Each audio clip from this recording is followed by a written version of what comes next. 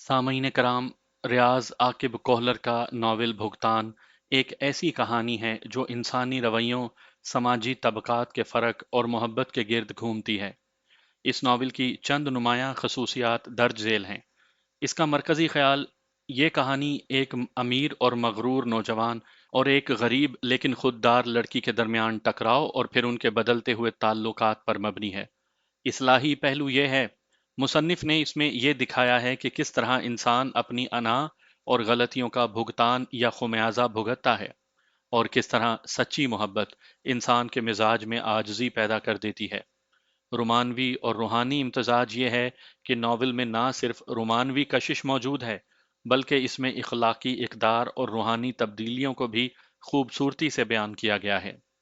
असलूब बयान यह है कि रियाज आकिब कोहलर अपने मुनफरिद और सादा अंदाज तहरीर के लिए जाने जाते हैं। उन्होंने मुआशरती तलखियों को बहुत हसास अंदाज में कलम बंद किया है। मुझे उम्मीद है आपको मेरी ये काविश भी पसंद आएगी। आप इस सिलसिले की पहली किस्त मुलाहिजा कर रहे हैं। आपने अगर अभी तक मेरा चैनल कहानी घर सब्सक्राइब नहीं किया तो अभी मेरे चैनल को सब्सक्राइब करके बेल नोटिफिकेशन ऑन कर लीजिए, ताकि आने वाली हर नई कहानी की इत्तला बर वक्त आप तक पहुंच सके। चल भाई, तुम्हारा तो नया अकाउंट आ गया है। बुर्का पोश लड़की को नए मॉडल की मर्सिडीज से बाहर आता देखकर अकील ने साथ बैठे मुआविया की पीठ पर धप्पा मारा। मुझे भी कुछ ऐसा ही लगता है, मुआविया ने असबात में सर हिलाया। लेकिन ये ना हो कि ये किसी से मिलने आई हो। अकील ने नफी में सर हिलाते हुए कहा, उसके हाथ में पकड़ी हुई किताबें नजर नहीं आती, और फिर किसी को मिलने आई होती तो कार वापस न जाती। चलो फिर पीछा करें कि किस क्लास में है। मुआविया फौरन ही खड़ा हो गया। वो नहीं चाहता था कि बाद में वो पूरी यूनिवर्सिटी ही छानते रहें। उनकी मतलूबा लड़की ने बेंच पर बैठी दो तीन लड़कियों को मुखातिब करके कुछ पूछा, और उनका जवाब सुनकर सर हिलाते हुए कदम बढ़ा दिए। वो उसके पीछे चलते रहे। वो कुशादा गैलरी में क्लास नाम की तख्तियों को पढ़ते हुए आगे बढ़ रही थी। मतलूबा क्लास के सामने वो लम्हा भर ठिठक कर रुकी और फिर दरवाज़ा खोल कर अंदर दाखिल हो गई। मुआविया और अकील ने बे इख्तियार एक दूसरे के हाथ बजाकर खुशी का इजहार किया था, क्योंकि वो इत्तफाक से उन्हीं की क्लास फेलो निकली थी। क्लासरूम में दाखिल होते ही उन्हें नई लड़की पहले से मौजूद तीन लड़कियों के करीब बैठी दिखाई दी। वो शायद अपना तारुफ करवा रही थी। उनके अलावा चार लड़के भी सर झुकाए अपनी किताबों में खोए हुए थे। उन्होंने नई लड़की की आमद को अहमियत नहीं दी थी। यूनिवर्सिटी में सारे लड़के मुआविया और अकील की तरह वक्त ज़ाया नहीं करते थे, बल्कि कुछ को पढ़ने का भी शौक होता है। मुआविया और अकील दो तीन कुर्सियां छोड़कर बैठ गए। बैठते साथ ही मुआविया नई लड़की को मुखातिब हुआ। मिस, मैं गलती पर नहीं तो आज आपका पहला दिन है। उसने घबरा कर मुआविया की जानिब देखा और सर झुकाते हुए धीमे लहजे में बोली, जी भाई। ये कहकर वो बैग से किताब निकालकर वर्क गर्दानी करने लगी। उसकी बेइतनाई देखते हुए मुआविया ने अकील को इशारा किया, और वो दोनों क्लासरूम से बाहर निकल आए। यूं भी पीरियड शुरू होने में अभी आधा घंटा पड़ा था। आवाज तो काफी सुरीली है, अलबत्ता शक्लो सूरत का कुछ पता नहीं। बाहर निकलते ही अकील ने तबसरा शुरू कर दिया। मुआविया हंसा। शक्ल का अंदाजा लगाने के लिए क्या उसका नकाब और आंखों पर चढ़ी काले शीशों वाली ऐनक काफी नहीं? अकील बोला, हाथ तो निहायत ही गोरे हैं। मुआविया नाक भूं चढ़ाता हुआ बोला, भाड़ में जाए गोरे या काले हाथ। यार, मैंने कौन सा शादी करनी है। बस 3 4 माह अय्याशी करके कोई दूसरी ढूंढ लेंगे। मुमकिन है घर से बहुत ज्यादा अच्छी हो और काफी अरसे तक लंबी लंबी रकमों का चारा डाल सके। शगुफ्ता ने तो अब पुराने हिसाब किताब खोलने शुरू कर दिए हैं। अकील रोनी सूरत बनाकर बोला, यार मुझे भी कोई तरीका सिखा दो इन तितलियों को फंसाने का। खुद की तो पांचों घी और सर कड़ाही में रहता है, कभी अपने दोस्त के हाल पर भी रहम खा लिया करो। मुआविया ने कह कहा लगाया, वो क्या कहते हैं, एन अपनी दुनिया आप पैदा कर अगर जिंदों में है। अकील तुर्की ब तुर्की बोला, मैं मुर्दा ही भला। दोस्त तरीकों से ज्यादा शक्लो सूरत अहमियत रखती है। तुम किसी सादा और दरमियानी तबके की लड़की को तो पटा लोगे, लेकिन आला खानदान की लड़कियों के लिए तुम्हारी शक्लो सूरत कोई अहमियत नहीं रखती। दौलतमंद लड़कियां वक्ती ताल्लुकात रखने की आदी होती हैं, और शादी वो किसी ऊंचे घराने में करना चाहती हैं, जबकि सफ़ेद पोश लड़कियां किसी चाहने वाले की मुतलाशी रहती हैं। 'अकील ने मुंह बनाया, तुम कौन सा सफ़ेद पोश तबके से ताल्लुक़ रखते हो? 'मैं मुर्दा ही भला। दोस्त तरीकों से ज़्यादा शक्ल-ओ-सूरत अहमियत रखती है। तुम किसी सादा और दरमियानी तबके की लड़कियों के लिए तुम्हारी शक्ल-ओ-सूरत कोई अहमियत नहीं रखती। दौलतमंद लड़कियां वक्ती ताल्लुकात रखने की आदी होती हैं, और शादी वो किसी ऊंचे घराने में करना चाहती हैं, जबकि सफ़ेद पोश लड़कियां किसी चाहने वाले की मुतलाशी रहती हैं। 'अकील ने मुंह बनाया, तुम कौन सा सफ़ेद पोश सेठ मोहम्मद अली सिद्दीकी के बेटे को ऐसा कहना नहीं जचता। जानते हो, खूबसूरत लड़कियों की अक्सरियत ऐसी होती है जो लड़कों को बेवकूफ़ बनाकर उन्हें लूटती हैं, और जब वो बेचारे संजीदा हो जाते हैं तो उन्हें नज़रअंदाज करके अपनी राह लेती हैं, जैसे उन्हें जानती भी ना हो। और यकीन मानो, मैं सिनफे नाजुक से बदला लेने के लिए ही लड़कियों को फांसता हूँ। इस दौरान कुछ माली फवाइद हासिल हो जाएं तो कोई मुज़ायका नहीं। अकील साफ गोई से बोला, झूठ ना बोल यार। सिनफे नाजुक से बदला लेने के लिए सिर्फ अमीर लड़कियां ही क्यों? मैंने आज तक तुम्हें दरमियानी तबके की किसी लड़की से मोहब्बत का ड्रामा करते नहीं देखा। मेरे सारे दोस्त यही कहते हैं। मुआविया ने असबात में गर्दन हिलाई। अगर गरीब लड़कियों ही को फांसता रहूंगा तो अय्याशी कैसे करूंगा? जेब खर्च के पैसे मेरी शाह खर्चियों के लिए काफी नहीं होते। तुम जानते हो कि मैं जिस क्लब का मेंबर हूं वहां रात को लाखों करोड़ों का जुआ होता है। शराब पानी की तरह बहाई जाती है। मेरे जेब खर्च की खतीर रकम भी महीने के पहले 10 दिनों तक साथ देती है। ले दे के यही सेठ जादियां रह जाती हैं जो मोहब्बत के धोखे में लंबी लंबी रकमें कभी बतौर कर्ज और कभी बतौर तोहफा देती रहती हैं। शगुफ्ता के बारे क्या बता रहे थे? अकील ने उसकी आखिरी महबूबा का नाम लिया। मुआविया मुंह बनाता हुआ बोला, कल रात चंद हजार के तकाजे पर कमीनी कहने लगी कि मैंने अब तक पहले वाली रकम वापस नहीं की। अकील हंसा, गोया ताल्लुकात की कश्ती डगमगा रही है। मुआविया ने जवाबी कहकहा लगाया, डगमगा नहीं रही कश्ती, बल्कि कश्ती के पैंदे में सुराख हो गया है। सिगरेट पिलाओ यार। गहरा सांस लेते हुए अकील ने संगी बेंच से टेक लगा ली थी। मुआविया ने गोल्ड लीफ की डब्बी निकालकर एक सिगरेट अकील की तरफ बढ़ाई और दूसरी अपने होंठों में दबा ली। सिगरेट सुलगाकर उसने लाइटर अकील की जानिब बढ़ा दिया था। वैसे शगुफ्ता काफी तेज लड़की है, इतनी जल्दी तुम्हारी जान नहीं छोड़ने वाली। तुम उससे काफी रकमें भी ऐंठ चुके हो। जरूर वो पहली फुर्सत में बतौर कर्ज दी हुई रकूम का मुतालबा करेगी। अकील ने अंदेशा जाहिर किया। तुमसे मुत्तफिक होकर भी मेरे असबात में सर हिलाने में ये तस्वीर और वीडियोस रुकावट डाल रही हैं। मुआविया ने कीमती मोबाइल में खुफिया फोल्डर खोलकर एक तस्वीर स्क्रीन पर लाई और मोबाइल स्क्रीन को अकील के सामने पकड़ लिया। तस्वीर शगुफ्ता की थी। नाकाफी लिबास के अलावा उसके हाथ में पकड़े हुए गिलास का मशरूब भी उसकी इखलाकी पस्ती को उजागर कर रहा था। शायद तुम यकीन ना करो, शगुफ्ता की जो तस्वीर और वीडियोस मेरे पास मौजूद हैं, ये इन सब में शरीफाना तस्वीर है। बहुत खबीस हो यार। गहरा कश लेकर धुआं नाक से निकालते हुए अकील ने तहसीन आमेज लहजे में कहा था।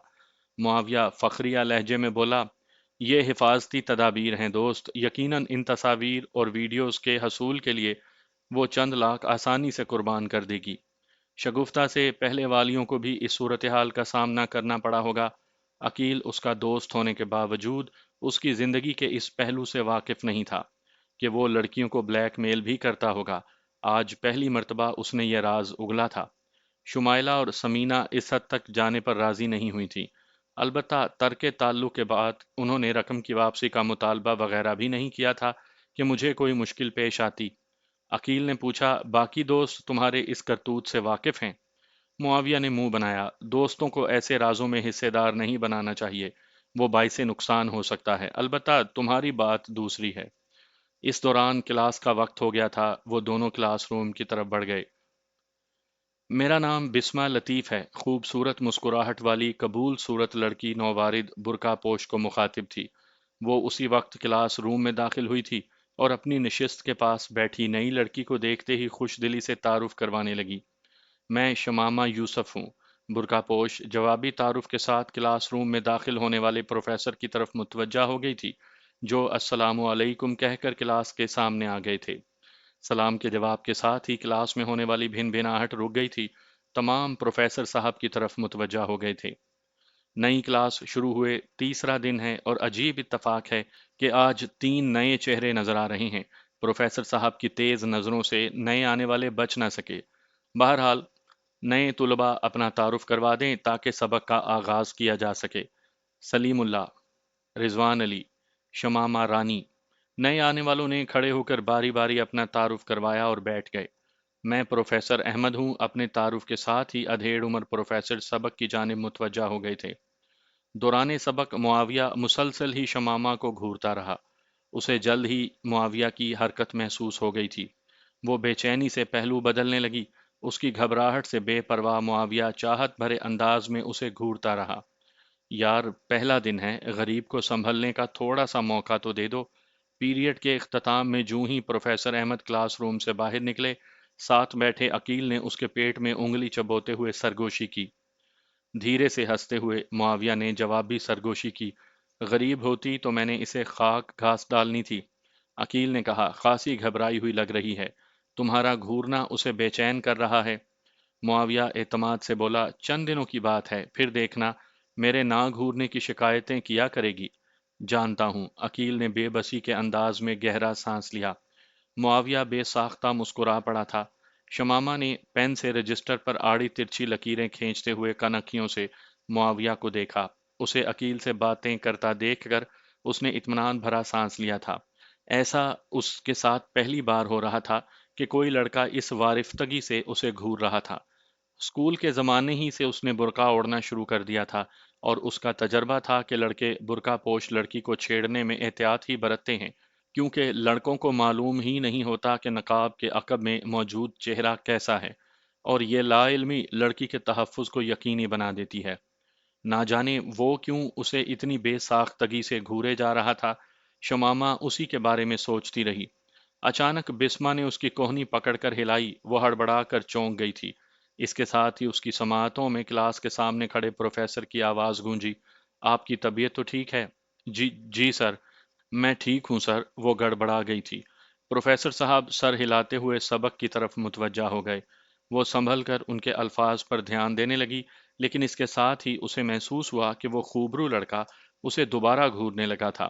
اس نے کھڑکی کی طرف دیکھنے کے بہانے اس کی جانب سر گھمایا، اور لڑکے کی گہری نیلی آنکھوں میں چاہت کا سمندر موجزن دیکھتے ہی اس کا دل بری طرح سے دھڑکنے لگا تھا۔ وہ جلدی سے سیدھی ہو کر بیٹھ گئی۔ پروفیسر کے الفاظ دوبارہ اس کی سماعتوں سے دور ہونے لگے تھے۔ لڑکا نہایت ہی خوبصورت تھا، کشادہ جبیں، جھیل کسی گہری نیلی آنکھیں، بھورے بال، ستواں ناک، قدرتی سرخی لیے ہوئے باریک ہونٹ، مضبوط ہاتھ پاؤں، سڈول جسم، یوں جیسے ماضی کا سفر طے کر کے کوئی یونانی دیوتا ان کی کلاس میں آ کر بیٹھ گیا ہو۔ اس کی پیشانی پر بکھرے بھورے بال، آستین کے کھلے بٹن، اور 2-3 دنوں کی بڑی ہوئی داڑھی اس کے کھلنڈرے پن اور لا ابالی شخصیت کو ظاہر کر رہے تھے۔ شمامہ کو آج تک اتنی شدت سے کوئی اچھا نہیں لگا تھا، گو اس سے پہلے کبھی کسی لڑکے نے اس کی شخصیت میں یوں دلچسپی بھی نہیں لی تھی، اور لیتا بھی کیسے کہ گھر سے باہر نکلتے ہی وہ سر تپا برقعے میں ملبوس رہتی تھی۔ ایک دم اس کی ساری سوچیں لڑکے کی ذات تک محدود رہ گئی تھیں۔ صبح بھی اس نے شمامہ سے بات کرنے کی کوشش کی تھی، اور اس کے مخاطب کرنے پر وہ گھبرا گئی تھی، لیکن یہ تو اس کو وہم و گمان میں بھی نہیں تھا کہ وہ یوں ببانگ دبل اس میں دلچسپی لینا شروع کر دے گا۔ آخر اسے شمامہ کی کون سی چیز اچھی لگی تھی جو وہ یوں قربان ہونے والی نظروں سے اسے گھور رہا تھا؟ پیریڈ کے اختتام تک وہ پروفیسر صاحب کی جانب متوجہ رہی، لیکن اس کی سوچوں میں یونانی دیوتا کی ذات سرگرداں رہی۔ پروفیسر صاحب کے کلاس روم سے نکلتے ہی کچھ لڑکے اور لڑکیاں اپنی نشستوں پر کھڑے ہو گئے تھے۔ خالی پیریڈ ہے، باہر جا کر بیٹھتے ہیں۔ بسما کے مخاطب کرنے پر وہ چونک کر کھڑی ہوئی اور گود میں رکھے نوٹس کا خیال نہ رکھ سکی جو اس کے کھڑا ہونے پر نیچے گر گئے تھے۔ اس سے پہلے کہ وہ جھک کر نوٹس اٹھاتی، اسی خوبرو لڑکے نے لپک کر نوٹس اٹھائے اور اس کی جانب بڑھاتا ہوا بولا، یہ لیں مس شمامہ رانی۔ شکریہ، وہ ہکلا گئی تھی۔ اس کے لبوں پر شوخ مسکراہٹ ابھری۔ معاویہ نام ہے، ویسے آپ کسی مختصر نام سے پکارنا چاہیں تو بھی مجھے اعتراض نہیں ہوگا۔ دکھنے میں وہ بھولا بھالا لگتا تھا، لیکن اس کی گفتگو شکل کی تائید نہیں کرتی تھی۔ معاویہ بھی مختصر نام ہی ہے بھائی، ساتھ کڑی بسما نے لقمہ دیا۔ جانتا ہوں، مگر یہ معلوم نہیں کہ کسی کے ہونٹ اس نام کو ادا کرنے میں کتنا عرصہ لیں گے۔ معاویہ کی نگاہوں کا حصار اب بھی شمامہ کے نقاب میں چھپا ہوا چہرہ تھا۔ چلیں؟ شمامہ نے گھبراتے ہوئے بسما کا سہارا لینا چاہا۔ میری خوش قسمتی کہ مجھے آپ کی ہمراہی میں چند قدم لینے کا موقع ملے گا۔ معاویہ شمامہ کے مطمع نظر سے جانتے بوجھتے انجان بن گیا تھا۔ معاویہ بھائی، زبردستی ہم پر مسلط نہ ہوں، شمامہ کا مخاطب آپ نہیں ہیں، ہلکے تبسم سے کہتے ہوئے بسما شمامہ کا بازو پکڑ کر چل پڑی۔ صحیح کہا، اتنا خوش قسمت میں کہاں سے ہو سکتا ہوں؟ معاویہ کے لہجے میں شامل دکھ اس کے لیے حیران کن تھا۔ کلاس روم سے باہر نکلتے ہی شمامہ نے سینے میں مقید گہرا سانس خارج کیا۔ بسما نے بے تکلفی سے پوچھا، شاید تم گھبرا گئی تھی؟ ہاں، شمامہ نے صاف گوئی سے اسبات میں سر ہلایا۔ ایسا میرے ساتھ پہلی بار ہوا ہے، بسما نے کہا لگایا، کیونکہ لڑکیوں کے کالج میں ایسے نمونے نظر نہیں آتے۔ تم تو اسے بے تکلفی کے ساتھ مخاطب کر رہی تھی۔ بسما کی بے تکلفی کے جواب میں شمامہ نے بھی اسے قریبی سہیلی کی طرح ہی مخاطب کیا تھا۔ بسما بے نیازی سے بولی، مخلوط تعلیم کا ایک پہلو یہ بھی ہے کہ لڑکوں کے ساتھ بات چیت کرنا ناگزیر ہو جاتا ہے۔ سچ میں مجھے تو معاویہ کی باتوں کا جواب دینا اتنا مشکل لگ رہا تھا کہ میں بتا نہیں سکتی۔ یہاں بیٹھتے ہیں۔ بسما کیاری پھلانگ کر ملائم گھاس پر بیٹھ گئی۔ اپنا پرس سنگی بینچ پر رکھ کر اس نے گھاس پر کوہنی ٹیک لی تھی۔ اس کی تقلید کرتے ہوئے شمامہ نے بھی سنگی بینچ کے بجائے گھاس پر بیٹھنا ہی پسند کیا تھا۔ البتہ اس نے سیمنٹ کی روش کی طرف پیٹھ موڑ کر سنگی بینچ سے ٹیک لگا لی تھی۔ تمہیں نقاب اوڑھنا مشکل نہیں لگتا؟ بیٹھتے ساتھ بسما نے ذاتی سوال کر دیا تھا۔ شمامہ کو اس کا سوال کافی عجیب لگا تھا۔ اس کی خاموشی کو بسما نے ناگواری جانا۔ وہ جلدی سے بولی، اگر برا لگا ہو تو معذرت خواہ ہوں۔ برا کیوں لگے گا؟ میں تو بس حیران ہوئی ہوں، کیونکہ یہ سوال تو میرا بنتا ہے کہ تم نقاب کے بغیر اتنی آسانی سے کیسے گھوم رہی ہو؟ بسما مسکرائی۔ اطراف میں نگاہ دوڑانے پر تمہیں شاید ہی کوئی برقع پوش دکھائی دے۔ دوسروں کی بے پردگی ہمارے لیے مشعل راہ نہیں ہونی چاہیے۔ پردہ تو آنکھ کا ہوتا ہے، بسما نے منہ بنایا۔ شمامہ کو اس کی بات پسند نہیں آئی تھی۔ وہ تپتے ہوئے بولی، تو پھر کپڑے پہننے کا تکلف کیوں کیا ہوا ہے؟ یقیناً تمہارے جسم میں پہلی صدی ہجری کی کوئی روح مقید ہے۔ بسما نے اس کی کڑوی بات مذاق میں اڑا دی تھی۔ بسما بہن، ہمارا رہن سہن اور معاشرت ہماری تربیت کے تابع ہوتی ہے۔ میں بہت چھوٹی تھی، شاید تیسری چوتھی کلاس میں پڑھتی تھی، جب امی جان مرحومہ نے ایک دن مجھے پاس بٹھا کر کہا تھا، بیٹی یاد رکھنا، شرم و حیا عورت کا زیور ہوتا ہے، اور اچھی سیرت کی بدولت وہ اپنی دنیا و آخرت کو جنت بنا سکتی ہے۔ شکل و صورت کا معاملہ تو 4 دن کی چاندنی کا سا ہے، اور جیسے خوبصورتی عارضی ہوتی ہے، ویسے ہی حسن پرستوں کی چاہت عارضی ہوتی ہے۔ کبھی اس پر توجہ نہ دینا کہ تم خوبصورت نظر آ رہی ہو یا بدصورت، بلکہ تمہیں صرف اور صرف اپنے اخلاق اور کردار پر توجہ دینا چاہیے۔ عورت کا معنی ہی چھپنے کی چیز ہے۔ شریعت عورتوں کو مردوں کے مساوی حقوق کچھ احتیاطوں کو مد نظر رکھ کر عطا کرتی ہے۔ تعلیم کا حصول ہو، بازار میں خریداری کرنا ہو یا نوکری کرنا ہو، ان میں سے کوئی کام کرنا بھی عورت کو منع نہیں۔ بس شرط ایک ہی ہے کہ گھر سے باہر نکلتے وقت عورت فتنے کی صورت اختیار نہ کرے۔ ہمارے مقدس نبی صلی اللہ علیہ وآلہ وسلم کے پاک ارشاد کا مفہوم ہے کہ خوبصورت و بد اخلاق عورت تو گھورے کی گھاس ہے۔ جانتی ہو گھورے کی گھاس کیا ہوتی ہے؟ انہوں نے مجھ سے سوال پوچھا اور میرا سر نفی میں ہل گیا تھا۔ کہنے لگیں، خانہ بدوش لوگ جب کسی جگہ سے چلے جاتے ہیں اور اپنے پیچھے جو کوڑا کرکٹ اور گند بلا چھوڑ جاتے ہیں، اس کچرے پر اگنے والی خوشنما گھاس کو گھورے کی گھاس کہتے ہیں، کہ دور سے تو بہت بھلی نظر آتی ہے، لیکن قریب آنے پر پتہ چلتا ہے کہ اس کی اصل تو سڑا ہوا کچرا ہے۔ ماں کی بہت سی باتیں بہت بعد میری سمجھ میں آئی تھی، لیکن اس وقت میں اسبات میں سر کو ہلا کر خود کو سمجھدار ظاہر کرتی رہی۔ یقیناً امی جان سچی تھی۔ اتنا لمبا لیکچر تو پروفیسر احمد بھی نہیں دیتے یار۔ بسما نے اس کی باتوں کو کہے میں اڑانا چاہا۔ شمامہ دھیمے لہجے میں بولی، میں بس اپنی فطرت تمہارے سامنے کھولنا چاہتی تھی۔ ویسے میرا ذاتی تجربہ تو یہ ہے کہ جس عورت کے چہرے پر کوئی عیب ہو یا وہ بالکل ہی واجبی شکل کی ہو تو وہ برقعے میں ملبوس رہنا پسند کرتی ہے۔ اس طرح کم از کم اس کی عزت نفس تو قائم رہتی ہے کہ کوئی لڑکا اسے منہ کیوں نہیں لگاتا۔ شاید شمامہ نے کندھے اچکانے پر اکتفا کیا تھا۔ کیا مجھے بھی اپنے موہنے چہرے کا دیدار نہیں کرواؤ گی؟ بسما کا لہجہ کسی کہنہ سال عاشق کا سا ہو گیا تھا۔ اس کے انداز پر شمامہ کہا لگا کر ہنس پڑی تھی۔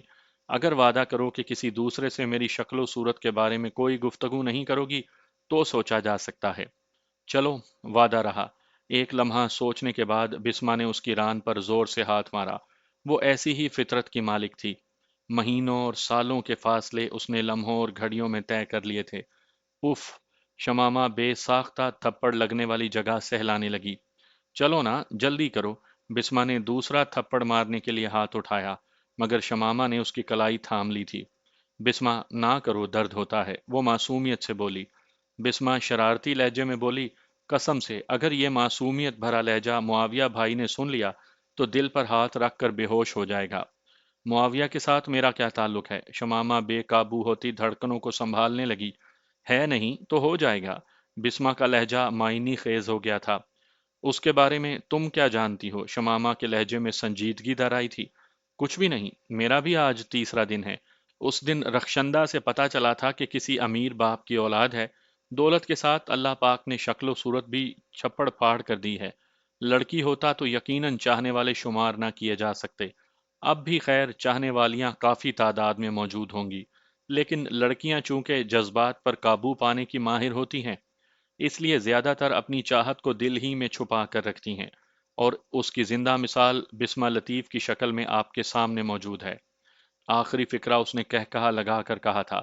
शमामा हया आलूद लहजे में बोली, कितनी बेशरम हो बिस्मा। सच बताओ, क्या तुम्हें अच्छा नहीं लगा? बिस्मा उसे छेड़ने से बाज नहीं आई थी, और याद रखना, झूठ बोलने से अल्लाह मियाँ सख्त खफा होता है। शमामा को अपने दिल से जो जवाब मौसूल हो रहा था, बिस्मा के सामने दोहरा कर वो अपना मजाक नहीं बनवाना चाहती थी। बात बनाते हुए बोली, कसम से बिस्मा, बेहयाई की बातें करते हुए तुम्हें जरा भी झिझक नहीं हो रही? अच्छा मेरी शर्मीली सहेली, मैं खुदा को हाजिर नाजिर जान कर कहे देती हूँ कि मैं एक लड़की हूँ, और मेरे सामने नकाब कुशाई से तुम्हारी इज्जत और हुर्मत पर कोई आंच नहीं आएगी। ये लो। शमामा ने दाएं बाएं देखते हुए एहतियात से रुख पर पड़ा नकाब सरकाया, और इसके साथ ही आंखों से चश्मा भी उतार दिया था। उसकी शक्ल पर नजर पड़ते ही बिस्मा की आंखों में दुनिया जहान की हैरत सिमट आई थी। दो तीन लम्हों के लिए तो वो बोलने के काबिल ही नहीं रही थी। शमामा की शक्ल सूरत उसके तसव्वुर से बिल्कुल मुख्तलिफ थी। इस असना में शमामा ने दोबारा नकाब ओढ़कर चश्मा पहन लिया था। चलें, अगला पीरियड शुरू होने वाला है। शमामा के नकाब ओढ़ने के बाद वो उसके अलावा कुछ नहीं कह सकी थी। हाँ चलो। शमामा हैंड बैग संभाल कर खड़ी हो गई थी। छुट्टी के वक्त वो क्लासरूम से इकट्ठी ही बाहर निकली थी। मुआविया चंद कदमों के फासले से उनके ताक़ुब में था। शमामा उसे पीछे आता देख चुकी थी और इस वक्त सख्त घबरा रही थी। पार्किंग के करीब पहुंचकर बिस्मा उससे रुखसत हो गई। उसका रुख यूनिवर्सिटी बस की तरफ था। बिस्मा के रुखसत होते ही मुआविया बज़ाहिर झिझकता हुआ उसके करीब आया। मिस शमामा, अगर पसंद करें तो मैं आपको घर तक छोड़ सकता हूँ। शुक्रिया, मैं चली जाऊंगी। ना जाने क्यों वो उससे बात करते हुए हकलाने लगती थी। गो मर्दों से बातचीत करना उसे पसंद नहीं था, लेकिन इसका ये मतलब भी नहीं था कि उसे मर्दों से डर लगता हो। अलबत्ता मुआविया में कोई ऐसी बात जरूर थी कि उसकी घबराहट खत्म होने में नहीं आ रही थी। बहुत ज्यादा अपना और अजीज लगने के बावजूद उससे बात करते हुए वो गड़बड़ा जाती थी। मिस शमामा, यकीन करें मैं एक शरीफ लड़का हूँ। आप मुझ पर आंखें बंद करके एतबार कर सकती हैं। ये बात नहीं है। वो हस्बे साबिक हकला गई थी। मुझे लेने के लिए कार आने ही वाली है। जैसे आपकी मर्जी। मुआविया मायूसी का इजहार करते हुए अपनी कार की तरफ बढ़ गया। अकील भी अपनी मोटरसाइकिल के साथ खड़ा उसकी कारकर्दगी देख रहा था। उसके कार के करीब पहुंचते ही वो मोटरसाइकिल को स्टैंड पर खड़ा करके पास आ गया। कोई बात बनी?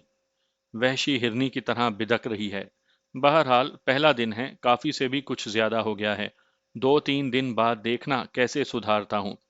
अकील तहसीन आमेज लहजे में बोला, इस बारे में किसी अहमक ही को शक हो सकता है। मैं गया। शगुफ्ता बड़े गुस्से में लग रही है। मुआविया दूर से आती शगुफ्ता को देखकर फौरन कार में घुस गया था। शगुफ्ता के करीब पहुंचने से पहले उसकी कार हरकत में आ गई थी। कमीने ने मुझे दूर से आते देख लिया था, है ना? अकील के करीब रुकते हुए वो फाड़ खाने वाले लहजे में मुस्तफसिर हुई।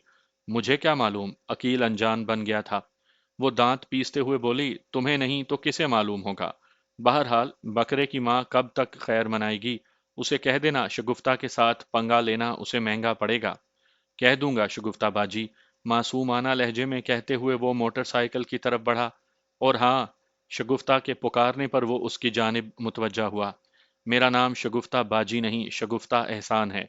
उम्मीद है आइंदा याद रहेगा। ये कहते ही वो अकील का जवाब सुने बगैर अपनी कीमती कार की तरफ बढ़ गई। उसी वक्त नए मॉडल की कीमती मर्सिडीज पार्किंग में दाखिल हुई। कार का काला रंग शीशे की तरह चमक रहा था। शमामा अगली नशिस्त का दरवाजा खोलकर ड्राइवर के साथ ही बैठ गई थी। اس کمینے کو تو ایک سے بڑھ کر ایک امیر زادی ہاتھ آ جاتی ہے۔ امید کرتا ہوں اس کی موت کسی امیر زادی کے ہاتھ ہی لکھی ہوگی۔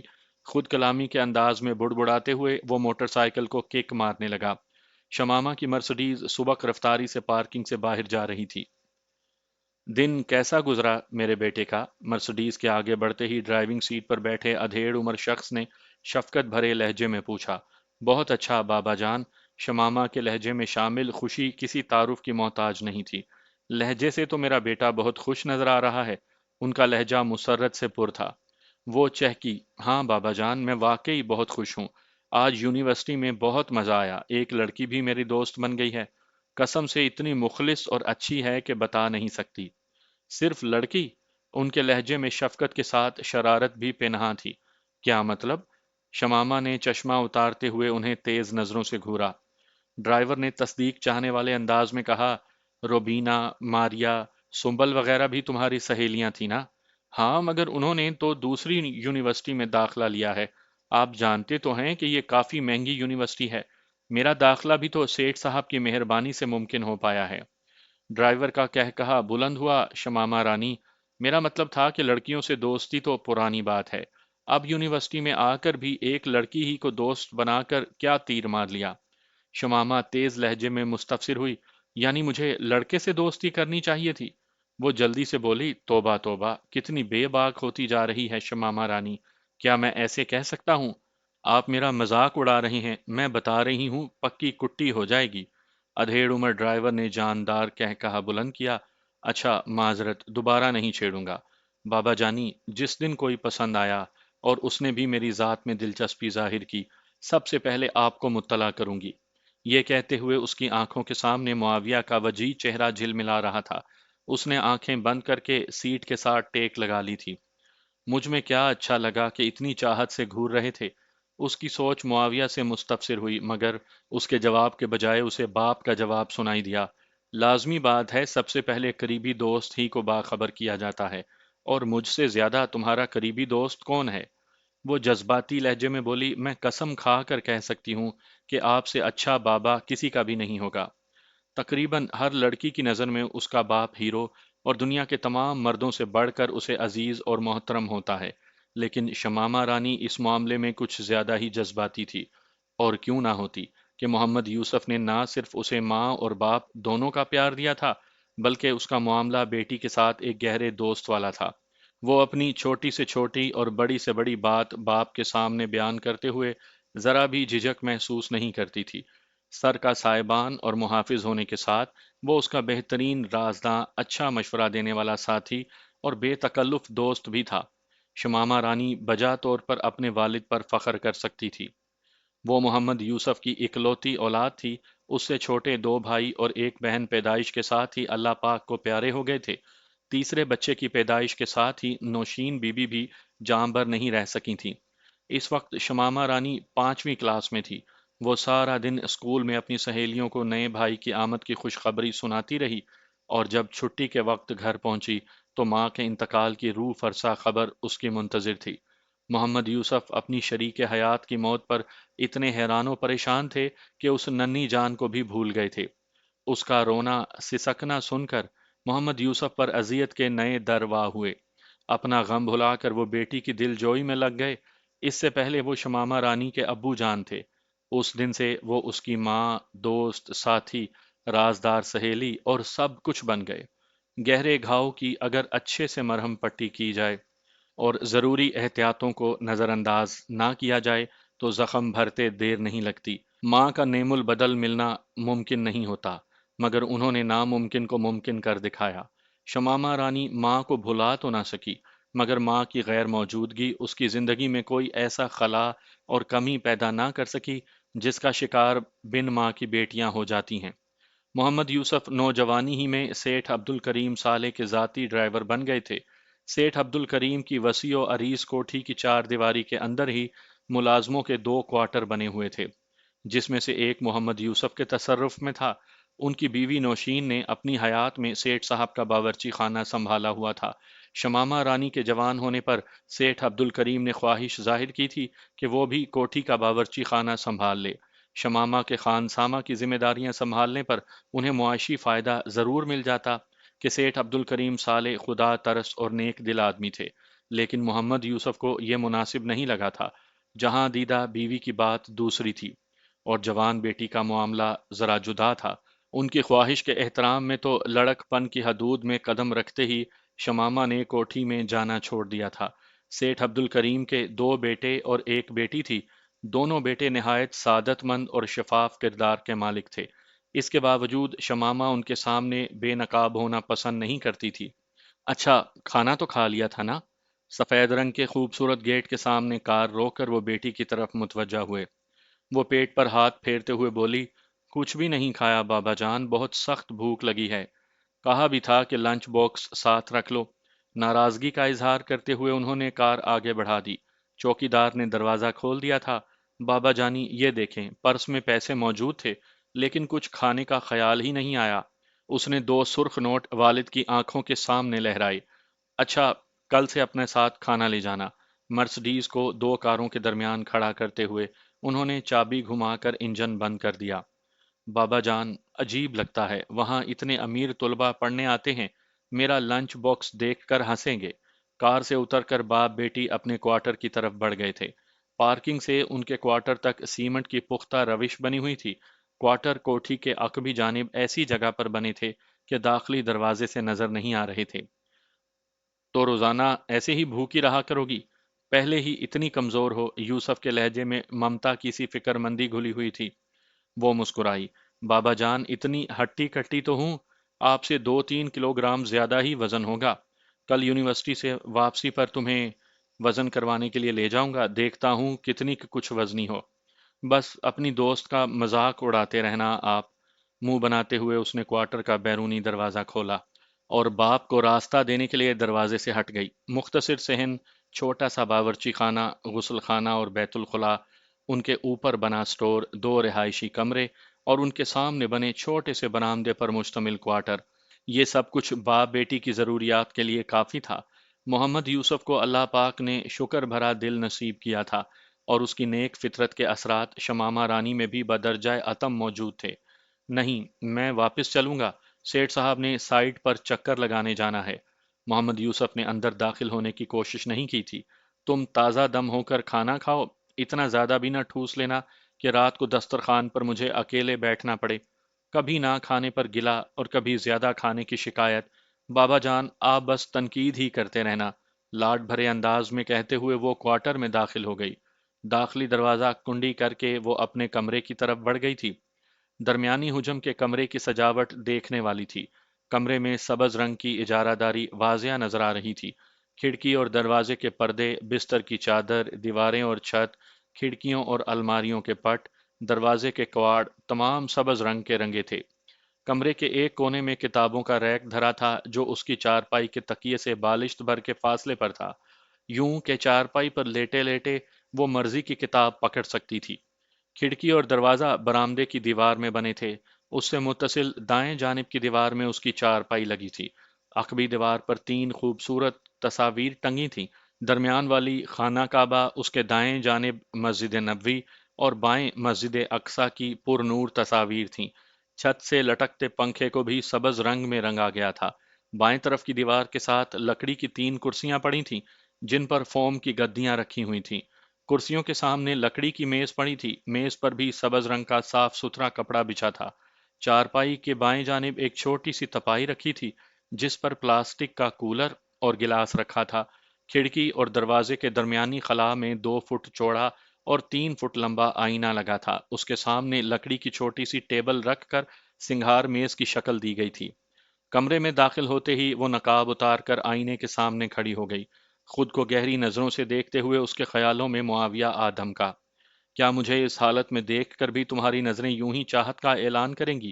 خود کلامی کے انداز میں بڑبڑاتے ہوئے وہ معاویہ کو مخاطب ہوئی اور پھر ایک دم اس کے چہرے پر حیا کی سرخی پھیل گئی۔ یہ میں کیا سوچ رہی ہوں؟ خفت بھرے انداز میں خود کو سرزنش کرتے ہوئے وہ چارپائی کی طرف بڑھ گئی۔ زندگی میں پہلی مرتبہ اسے کسی نے ان نظروں سے دیکھا تھا اور زندگی میں پہلی ہی مرتبہ اس کا دل کسی کے لیے یوں بے طرح دھڑک رہا تھا۔ اپنے بابا کو چھوٹی سے چھوٹی بات سے آگاہ رکھنے والی معاویہ کے بارے میں زبان نہیں کھول سکی تھی۔ مجھے بابا جان سے بات کرنا پڑے گی، اس کے دماغ میں فیصلہ کن سوچ ابھری، لیکن اس کے ساتھ ہی اس نے نفی میں سر ہلا کر اپنی سابقہ سوچ سے رجوع کیا۔ کہوں گی کیا کہ ایک لڑکا مجھے چاہت بھری نظروں سے گھور رہا تھا؟ ہو سکتا ہے وہ ہر کسی کو اسی طرح دیکھتا ہو، اور مجھے بار بار گھورنے کی وجہ میرا نقاب اوڑھنا ہو سکتا ہے۔ وہ کافی دیر اسی سوچ میں کھوئی چارپائی پر بیٹھی رہی۔ اچانک اس کی نظر کھڑکی سے اوپر ٹنگی گھڑی پر پڑی۔ سوئیاں 3:30 بجے کا اعلان کر رہی تھیں۔ نماز پڑھنا اور کھانا کھانا اسے بھولا ہوا تھا۔ میرے اللہ پاک جی، مجھے معاف کر دینا۔ نماز پڑھنے میں تاخیر پر توبہ کرتے ہوئے وہ غسل خانے کی طرف بڑھ گئی۔ اب کھانے سے پہلے نماز پڑھنا ضروری ہو گیا تھا۔ پوش علاقے میں موجود وسیع عمارت میں مرد و زن کی کثیر تعداد نظر آ رہی تھی۔ بڑے ہال کے درمیان کرسیوں کے بجائے خوبصورت اور قیمتی صوفے سیٹ لگے ہوئے تھے۔ مختلف میزوں پر تاش، شطرنج وغیرہ کھیلی جا رہی تھی۔ ہال کے ایک کونے میں سنوکر کی چند میزیں لگی ہوئی تھیں۔ ان کے گرد کچھ جوان اسٹکیں پکڑے رنگین گیندوں کو ٹھوکریں لگا رہے تھے۔ قریباً ہر میز پر آتشی سیال کو سلیقے سے پیا جا رہا تھا۔ وہ اعلیٰ طبقے کا ایک کلب تھا، جہاں ممبرشپ حاصل کیے بغیر داخلہ ناممکن تھا۔ وہاں نہ تو جوا کھیلنے پر پابندی تھی، نہ شراب پینے کی ممانعت، اور نہ شباب کے حصول میں کوئی رکاوٹ تھی۔ زیادہ تر کلب ممبران اپنی منظور نظر کو ساتھ ہی لے آتے تھے، اور جو ساتھ نہ لا سکتا اسے رات گزارنے کے لیے انتظامیہ کی طرف سے بھی خوبصورت لڑکیوں کی پیشکش کی جاتی۔ بدلے میں ان کے بل میں خاطر خواہ اضافہ ہو جاتا تھا۔ یہ اور بات کہ وہاں جس طبقے کے افراد آتے تھے ان کے لیے اس کثیر رقم کی کوئی حیثیت نہیں تھی۔ شراب کے علاوہ وہاں منشیات کے استعمال پر بھی پابندی نہیں تھی۔ منشیات میں سر فہرست چرس اور افیون تھی۔ منشیات کا استعمال گنے چنے نوجوان ممبرز ہی کرتے تھے۔ بیوروکریٹس، بڑے بزنس مین اور جدی پشتی عمرا کی بگڑی نسل ذہنی سکون کے حصول کے لیے کسی بھی حد تک جا سکتے تھے۔ معاویہ اس وقت کونے کی ایک میز پر بیٹھا تاش کھیل رہا تھا۔ اس کے پتے شیشے کی خوبصورت میز پر اوندھے پڑے ہوئے تھے۔ البتہ باقی تینوں کھلاڑیوں نے اپنے اپنے ہاتھوں میں پکڑے ہوئے تھے۔ معاویہ نے ایک ہاتھ میں گلاس پکڑ رکھا تھا، جبکہ دوسرا ہاتھ پہلو میں بیٹھی لڑکی کی کمر سے لپٹا تھا۔ گورے رنگ کی لڑکی نے چہرے پر ضرورت سے کچھ زیادہ ہی میک اپ تھوپا ہوا تھا۔ اس کی عمر معاویہ سے چند سال زیادہ نظر آ رہی تھی، جبکہ قیمتی لباس اس کی امارت کی نشاندہی کر رہا تھا۔ معاویہ کے مد مقابل لڑکوں کے ساتھ بھی خوبصورت حسینائیں موجود تھیں۔ ان لڑکیوں کا مرکز نگاہ بھی معاویہ ہی تھا، جن سے مخالف کے لیے اس کی شکل میں عجیب قسم کی کشش موجود تھی۔ میز کا درمیانی حصہ مختلف رنگوں کے ٹوکنوں سے بھرا ہوا تھا۔ معاویہ نے سامنے رکھے ٹوکنوں میں سے آدھے سے زیادہ ٹوکن اٹھا کر درمیان میں پھینک دیے۔ اس کے بعد والے لڑکے نے اپنے پتے اکٹھے کر کے ایک جانب رکھے اور صوفے کی پشت سے ٹیک لگا کر گویا مقابلے سے دستبرداری کا اعلان کر دیا تھا۔ باقی دو نے بھی معاویہ کی طرح اپنے سامنے رکھے ٹوکنوں کا مخصوص حصہ میز کے درمیان میں دھکیل دیا تھا۔ اگلی باری آنے پر معاویہ نے سامنے رکھے تمام ٹوکن میز کے درمیان میں رکھے اور سگریٹ سلگا کر ساتھ بیٹھی لڑکی سے سرگوشی کرنے لگا۔ باغزہ بیبی، 50,000 کے ٹوکن تو منگوا دو نا۔ ہنی، جانتے ہو نا میں پہلے ہی اپنا پرس خالی کر چکی ہوں، اور اب مزید کھیلنے کا وقت بھی نہیں ہے۔ میں نے 1 بجے تک واپس لوٹنا ہے اور 11:15 ہو چکے ہیں۔ معاویہ نے منہ بنایا، تو بازی درمیان میں چھوڑ دوں؟ مشکل سے تو اتنے اچھے پتے ہاتھ میں آئے ہیں۔ باغزہ اطمینان سے بولی، تم شو کروا دو۔ ہار گیا تو دیوالیہ نکل جائے گا۔ معاویہ گھبرا گیا تھا۔ کچھ نہیں ہوتا، میں ادائیگی کر دوں گی۔ باغزہ نے پر اعتماد لہجے میں اسے تسلی دی۔ معاویہ حیرانی سے بولا، 50,000 تو دے نہیں سکتی ہو اور لاکھوں کی ادائیگی کر دو گی؟ واہ! باغزہ نے اس کے کان میں سرگوشی کی، کیونکہ ایک تو تمہارے پتے واقعی بہت اچھے ہیں، اور دوسرا مجھ سے مزید صبر نہیں ہو رہا۔ جانتے بھی ہو کتنے عرصے سے تم دور ہو۔ شو!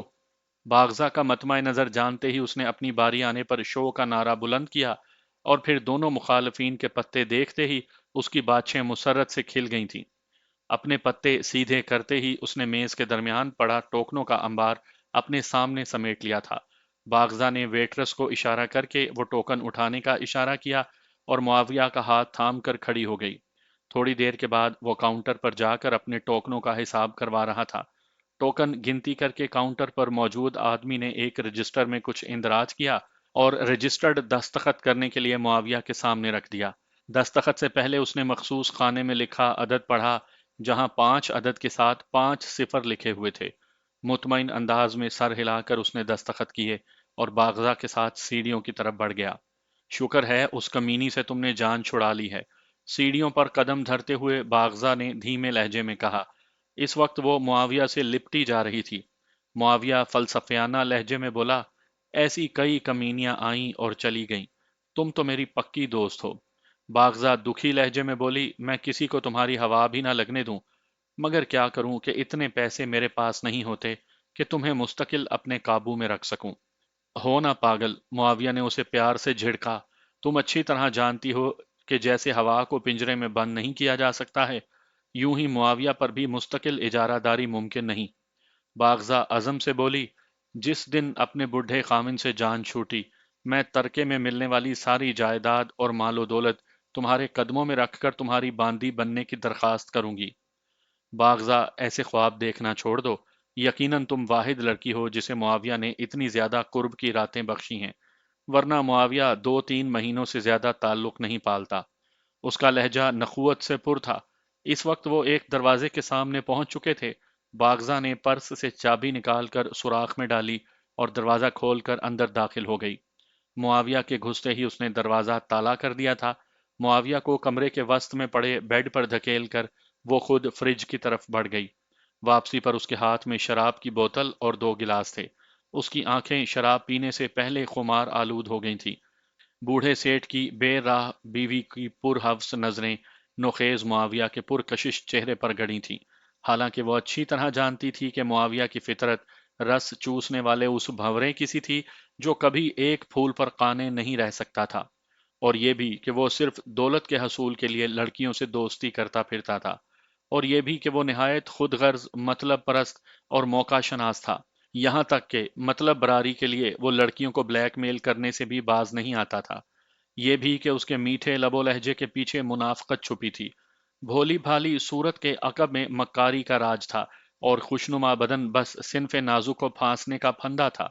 लेकिन ये सारी मालूमात रखने के बावजूद वो उस पर मरती थी, उसकी दीवानी थी और उसके लिए हर हद फलांग सकती थी। वो भी इस क्लब की मुस्तकिल मेंबर थी। उसके बूढ़े खाविंद की मसरूफियात तो बस बिजनेस के बेतहाशा फैलाव की कोशिशों तक महदूद थीं, और वो उसकी दौलत बाकायदगी से मुआविया पर लुटा रही थी। जब मुआविया किसी नई अमीरजादी को फांस लेता, तब बागजा आर्जी तौर पर पीछे हट जाती कि वो मुआविया की फितरत से अच्छी तरह वाकिफ थी। ऐसी हालत में वो उसे पहचानने से भी इनकार कर देता था। अलबत्ता जब उस लड़की से मजीद माली फायदा हासिल होने की उम्मीद खत्म हो जाती, तब वो लड़की को हरी झंडी दिखाकर नए शिकार की तलाश में आगे बढ़ जाता, और नई अमीरजादी की तलाश तक वो बागजा पर मेहरबान रहता। बागजा को अपने शोहर से सिर्फ 1 बजे तक बाहर रहने की इजाजत मिली हुई थी, इसीलिए वो मुआविया को ज्यादा देर ताश खेलने नहीं देती थी कि जवान जिस्म के तकाजे पूरे करने के लिए ही तो इतनी रकम खर्च करती थी। सुबह जूं ही उसके बाप ने कार रोकी, वो अल्लाह हाफिज बाबा जानी कहकर नीचे उतर गई थी। यूसुफ ने मर्सिडीज वापस मोड़ी और वो यूनिवर्सिटी की अंदरूनी इमारत की तरफ बढ़ गई। उसकी छठी हिस्स ने नजरों की तपिश का एहसास दिलाया। बेसाख्ता उसका सर दाएं बाएं घूम गया था। वो उसे फौरन ही नजर आ गया था। सुर्ख रंग की नए मॉडल की स्पोर्ट्स कार की छत पर हाथ टेके वो कुर्बान हो जाने वाली नजरों से उसके सरापे को घूर रहा था। शमामा का दिल जोर जोर से धड़कने लगा था। कुशादा जबीं पर भूरे बाल बिखराए, सफेद कमीज की आस्तीनें कोहनियों तक मोड़े, लबों पर धीमी मुस्कुराहट फैलाए, वो मर्दाना वजाहत का नमूना नजर आ रहा था। उसने बड़ी मुश्किल से चेहरा वापस मोड़ा था, वरना पागल दिल तो सारे राज तश्ते अजबाम करने पर तुला था। क्लासरूम में दाखिल होने तक वो बेकाबू होती धड़कनों को नहीं संभाल सकी थी। अपनी निशिस्त पर बैठते हुए वो यूं गहरे सांस लेने लगी जैसे दूर से भागती हुई आ रही हो। उसकी खुशकिस्मती थी कि क्लासरूम इस वक्त खाली पड़ा था, वरना नकाब में होने के बावजूद उसकी नागुफ्ता बा हालत दूसरों को मालूम हो जाती। पता नहीं क्या हो जाता है मुझे, अफसोस भरे अंदाज में सर हिलाते हुए उसने अपने नोट्स खोल लिए। अस्सलामुअलैकुम, معاویہ کلاس روم میں داخل ہوتے ہوئے مسحور کن لہجے میں بولا تھا۔ شمامہ کا دل اچھل کر حلق میں آ گیا تھا۔ جواب دیے بغیر وہ جلدی جلدی کتاب کے ورق الٹنے لگی۔ شاید آپ مجھ سے خفا ہیں؟ اپنی نشست پر بیٹھتے ہوئے اس نے چاہت بھرے لہجے میں پوچھا۔ شمامہ اس بار بھی جواب دینے کی ہمت نہیں کر پائی تھی۔ اس کا لہجہ اتنا مسحور کن اور جادو بھرا تھا، گویا ہر لفظ شہد میں لتھڑا ہوا ہو۔ شمامہ رانی، میں آپ کو مخاطب ہوں، اور یقین مانیں مجھے یاد نہیں پڑتا کہ میں نے محترمہ کی شان میں کوئی گستاخی کی ہو، اور بالفرض اس بارے میں میری یادداشت دھوکہ دے رہی ہے تو آپ مجھے غلط ثابت کرنے کا حق بھی تو رکھتی ہیں۔ میں نہیں، میں نے تو ایسا نہیں، میں نے کب کہا ایسا؟ وہ گڑبڑا گئی تھی۔ اسے ذرا سا بھی شبہ ہوتا کہ وہ اسے کلاس روم میں گھیر لے گا تو وہ کبھی وہاں نہ بیٹھتی۔ اچھا، پتا ہے آپ مجھے بہت اچھی لگتی ہیں۔ اس نے اچانک حملہ کیا تھا۔ شمامہ کا دل اتنی زور سے دھڑکنے لگا تھا کہ دھک دھک کی آواز اس کی سماعتوں تک پہنچ رہی تھی۔ آپ کیسی باتیں کر رہے ہیں؟ وہ بڑی مشکل سے جواب دے پائی تھی۔ اس کا ہکلایا ہوا معصومانہ لہجہ معاویہ کے ہونٹوں پر مسکراہٹ لے آیا تھا۔ جو دل میں ہے اس کا اظہار کر رہا ہوں۔ برائے مہربانی اپنی حد میں رہیں، مجھے ایسی باتیں پسند نہیں ہیں۔ اس نے بظاہر سخت لہجے میں کہا تھا، مگر دل اس کے الفاظ کو جھٹلانے پر تلا ہوا تھا۔ میں نے آپ کی پسند نہیں پوچھی، اپنی بتلائی ہے۔ معاویہ نے جاندار کہا لگایا۔ اس کے مسکراتے ہوئے چہرے کی طرف دیکھ کر وہ دم بخود رہ گئی تھی۔ ہنستے ہوئے کوئی اتنا بھی اچھا لگ سکتا ہے؟ دل کی گہرائیوں میں اٹھنے والی آواز کو وہ ہونٹوں تک رسائی نہیں دے سکتی تھی، اور پھر اس کی غائبانہ مدد آن پہنچی۔ تین چار طلباء ایک ساتھ کلاس روم میں داخل ہوئے تھے۔ انہیں دیکھتے ہی شمامہ نے اطمینان بھرا گہرا سانس لیا تھا۔ معاویہ بھی چپ ہو گیا تھا، لیکن اس نے شمامہ کو گھورنا بند نہیں کیا تھا۔